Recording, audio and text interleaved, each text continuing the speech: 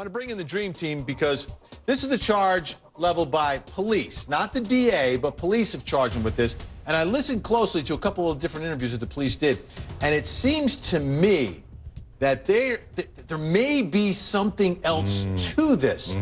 But I can't imagine what it would be. If a father is going to kill a child, I mean, to do it in this manner, unless they think maybe the child was dead already. Well, we haven't received anything from the autopsy of the child yet, so we don't know yet exactly what the cause of death of the little boy was. But, you know, leaving it in a car for all those hours. But for them to charge first degree right out of the box without any other investigation or putting out any other information that would say this is why we support first degree charges. You're right, Vinny. There's something more to it that we're not hearing. Now, Trinity, if it was in fact the way the father is reported to describe it, that it was a complete accident, and I think a lot of people on social media can understand it to a certain extent, the blunder, the mistake.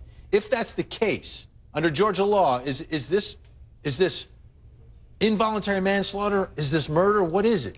Well, I mean, I think that you bring up a good question, Vinny, and I think they still always have the option for felony murder. If this was something that they really wanted to go, you know, gung-ho with, they certainly could do that if they can tie him to an underlying felony like cruelty to children or something that was to a higher degree, and still have the felony that makes it felony murder. So in some ways, no matter how you look at it, it could be murder no matter what, whether he intended to or however we look at it. But I think ultimately, when it comes to negotiating a possible sentence or a punishment, it's going to all go into those mitigating factors about what went on. What really went on. So Whitney, what should happen here? Let's presume it was the accident that he said it was. How should this play out?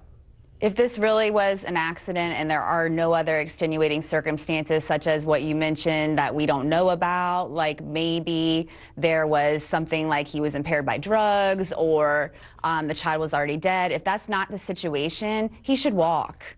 He's been punished enough.